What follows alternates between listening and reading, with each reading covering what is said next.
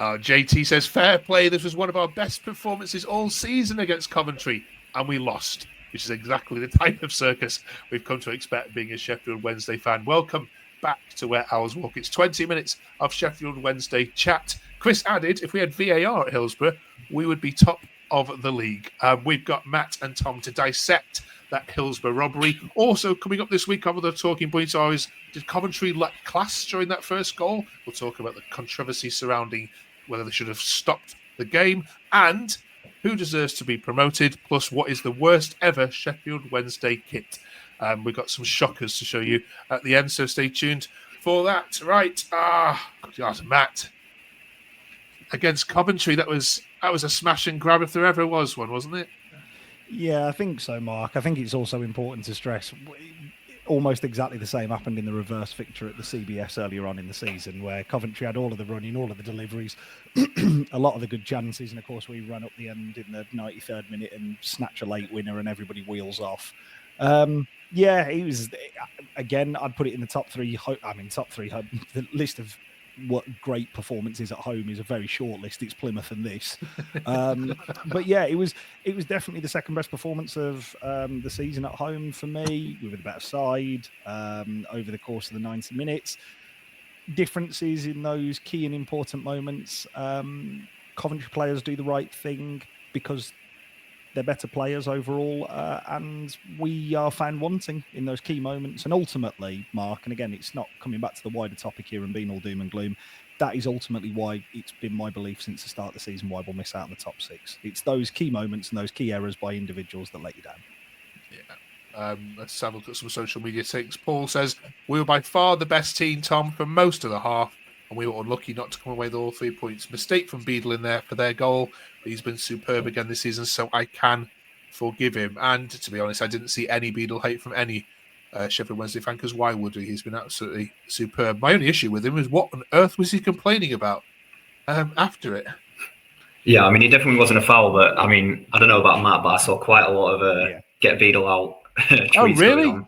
Yeah. It's mainly the point they're trying to make is that we should play Charles because he's our player, so we'll increase our asset value instead of playing Beadle. But yeah, I mean, he did make a mistake and it kind of led to us losing the game, but we should have maybe been 4-0 up in the first half. And then, yeah, it's just one of those. We got away with one kind of with Swansea, even though it was the right decision, didn't play well, got through the 3 points. And then, yeah, as Matt mentioned, we just don't have the quality. We've got one fit centre-back, basically. And then, yeah, Ugbo can't hit a barn door. It's just, it's not going well.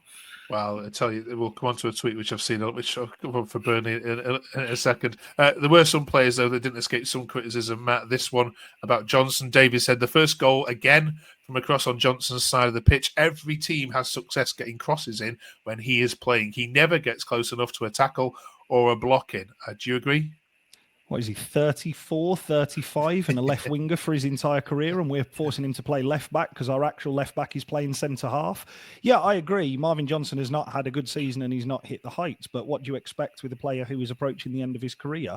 I would point you can point it at Marvin Johnson. I would point the finger of blame firmly at Svante Ingelsson for the first goal, because I think he is the player who is closest to Jack Rodoni, who delivers the ball, and he sort of makes a token gesture to go for it. Max Lowe gets beaten in the air by Ellis Sims. Credit where it's due. It's a great piece of movement. It's a great header right into the corner by Ellis Sims. But if you're going to give one of the best number 10s in the league this season consistently, time and space to deliver the ball into the box, don't be surprised if he finds the attacker. I think that tweet, Mark, is just a microcosm of exactly what's happening. Is every Sheffield Wednesday fan is just scrabbling around for answers rather than just looking at the blunt facts of the players are overperforming and we are not good enough to consistently challenge for top six. It's a shame because you've got it, haven't you? Like you say, when you didn't play well as Swansea and still get the points, and you played very well against Coventry and not get the points. But also, you gave 3 points to a rival for that sixth position as well. A couple more. We all know what Andrew's saying here. We've talked about it for length last week. We need a new centre back desperately. Icky is too slow, Tom. Sims had his number all match, and Johnson can't defend to save his life. There's lots of those. We won't go through that again. But going forward, we look strong, especially with Charles Bannon, and who knew he was coming back so quickly, and Armstrong. Do you agree with this idea of him being too slow, Tom? Yeah, I mean, he's never had pace really to his game, but again, we're kind of asking him to do every role. Normally, he'd be next to Bernard Iorfa, and he basically just needs to head it out. Now he's playing out from the back. Yeah, mid-30s, whatever he is. So, yeah, we really need someone to come in. Maybe Otebeo can do a job, but we're basically talking about doing a job till the end of the season, not about pushing on, really. Okay.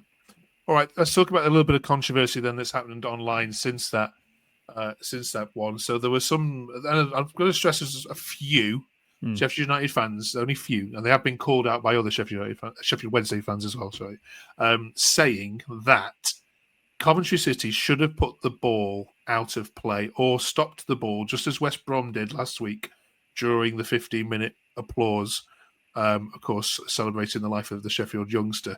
Now, that has heralded lots of backwards and twos about, well, you know, really it's up to the referee and who polices what the opposition do, and you had the ball.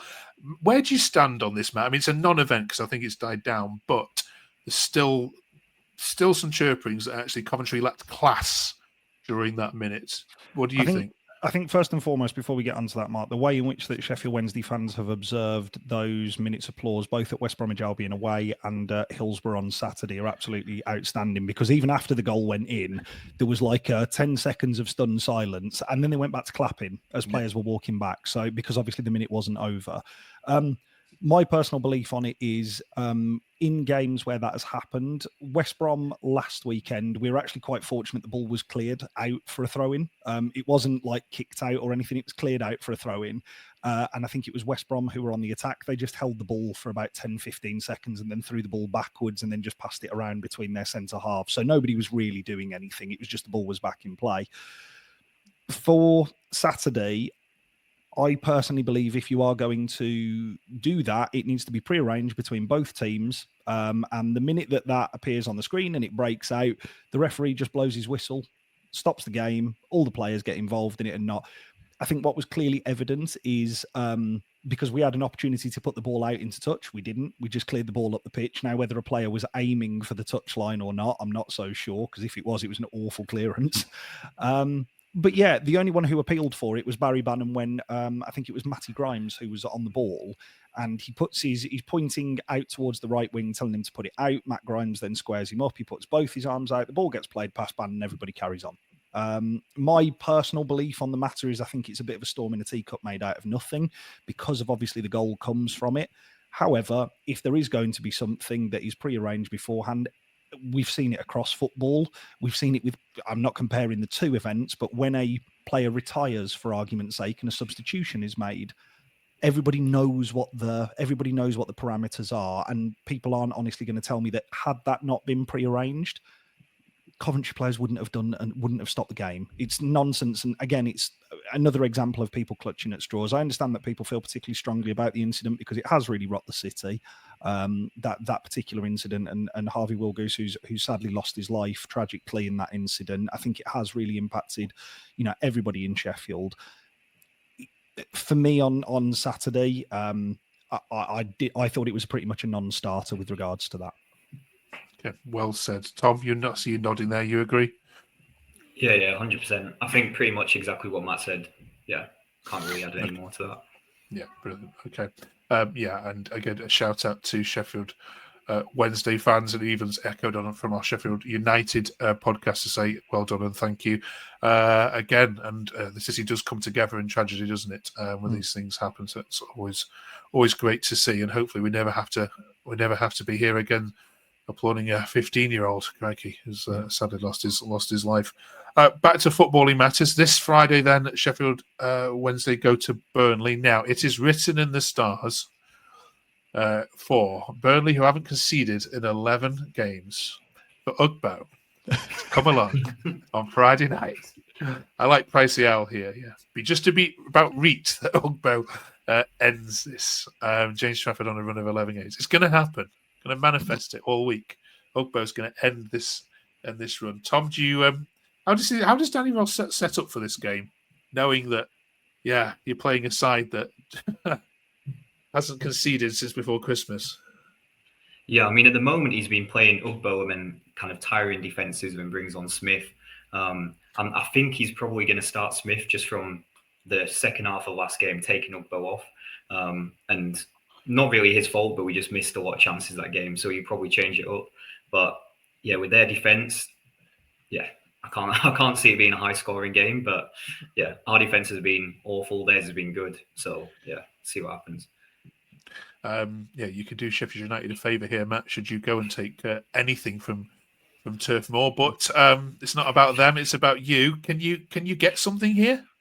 Can we? Yes. I think the way to go about getting something from the game on Friday is give Burnley the ball, because they play better without the ball. And they are ultimately, I know that it's not been sparkling form at home, but you can't argue with the fact that they're getting results and they're keeping clean sheets. You know, you look at that, you post that James Trafford record, Jesus Christ, what we would give for a record of 11 consecutive clean sheets when we can't keep 2 out the net week on week at Sheffield 6. I personally think you have to give Burnley the ball and then break on them very quickly. That is our MO away from home. That is what we are better at away from home. And it's why we've had probably more success over the course of this season away from home than at Hillsborough. I just can't see us keeping the ball out the net. Tom mentioned about, you asked Tom the question about Michael Hector, and Tom was absolutely spot on the money. When we signed Michael Hector in League One, he was a head it and kick it centre half to go alongside a ball player in terms of, at the time, Dominic Iorfa and Mark McGuinness, who's now playing his trade at Luton. Earlier on in the season, December time, when we had fit centre halves, God, what a world away that seems, Michael Hector was not in the matchday squad. He was in the fan zone before games, meeting and greeting with young kids in a club tracksuit. It is a tall order to keep Burnley from scoring on Friday, but I would argue it's a tall order to keep Plymouth the following week scoring. We just can't keep the ball out of the net. Can we go there and get something? Yes, but if you offered me a 0-0 boring draw now, Mark, I would bite your hand off for it and run for the hills. Okay. The other game that takes place on Friday night actually is Middlesbrough going to Bristol City, and there's been big polls on Middlesbrough's forums this week about if Carrick was to be sacked, who they like to go for. Any guesses, Tom? Shock. So why I might be bringing this up? Yeah, they can stay away. They can stay away.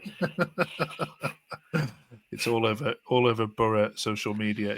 Yeah, be prepared for once again Danny Roll to be part of another conversation.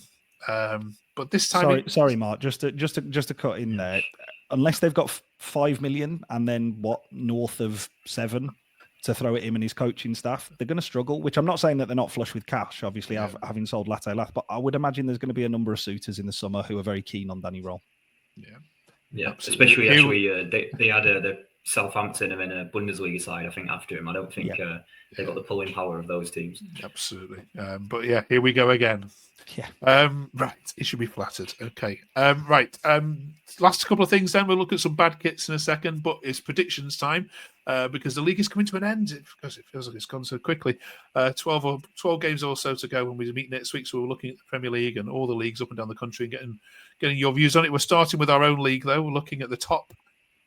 Who deserves to go up now? Before you jump on me for asking this, there's lots of chatter at the moment about this idea of deserving to go up. So it's not particularly who you want to go up, but in terms of what you've seen and what you've seen now, Leeds are saying Burnley are boring. Leeds are saying Sheffield United are lucky. Sheffield United and they're all saying Sunderland are too young to go up, but who and would come straight back down. So it's a waste of a promotion place. Matt, for you, unbiased, who deserves to go up? I'll give you the reasoning, Mark. Leeds are the best team in the league by a country mile. Burnley have got the best defensive record, and Sunderland have done it the most creatively. End of discussion. That's. But really, seriously, don't get me wrong. I think when Sheffield United went up the first time into the Premier League, that you could make an argument for, like, if you weren't, attached to the blue side of the city, wow, what a story it's been for them and all the rest of it. From the blue side of the city, it was lucky. But in this season, if I am looking at it, Leeds are by a country mile the best side in the league. Absolutely tear teams apart at home, and they're really exciting to watch. And that pains me to say it as a fellow Yorkshire supporting club. Burnley, nobody scores against them. And Sunderland, yes, they've spent money. Let's not try and kid ourselves. But they're doing it with a ridiculously young squad full of exciting and talented players. And at the back end of last year, they sold the best player. It's those three for me, for not just the obvious reason. Okay, Tom? Yeah, I mean, I was expecting our badge to be in there for a second, but I'm joking. But yeah, I think similar to what Matt said, every time we played Leeds, they've been the best team that I've seen this season.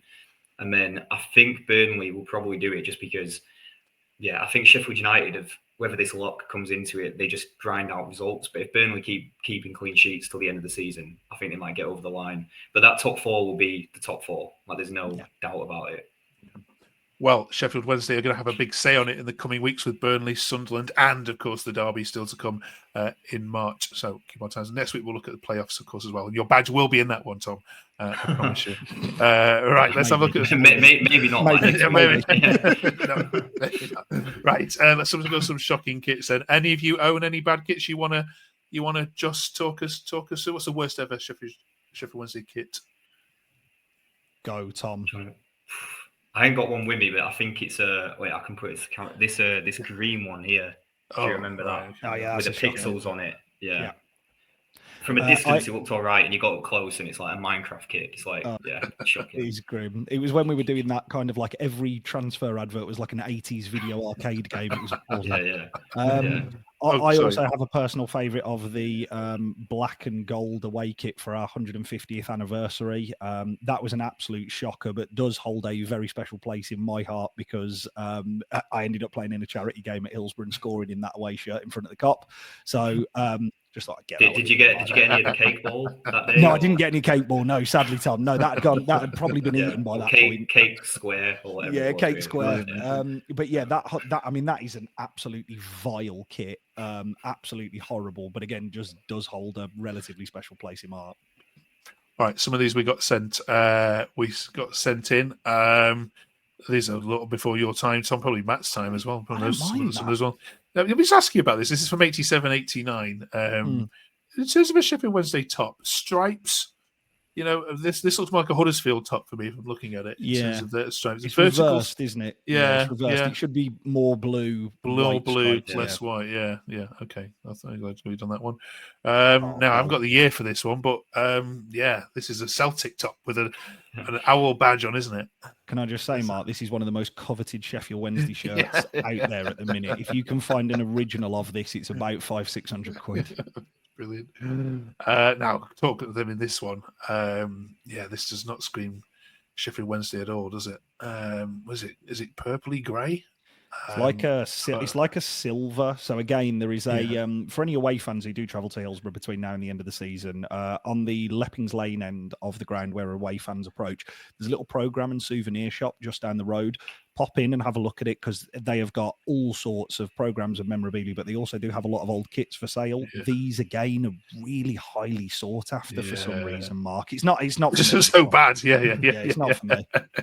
And this one divides opinion. I think obviously Chris Waddle there modelling it. It's just again, it's not Sheffield Wednesday colours. Yellow and the black. I'm not sure. I think we remade that one. The kind of black and yellow one from recent years. That was awful as well. Okay. I think that was George Boyd thinking that. Yeah. I think, yeah. Right. What have we missed? Let us know in the comments, as you always do. You're very good in letting us know. And also get us to 100 subscribers if you can this week. We are so close. We've been so close for weeks. It'd be great to wake up one morning and see this channel with triple figures. Thank you for helping. Right. Thanks, Matt. Thanks, Tom. Enjoy your trip to Burnley on Friday night. Wrap up warm. It's cold over there in them parts, you know. We'll see you in 7 days' time.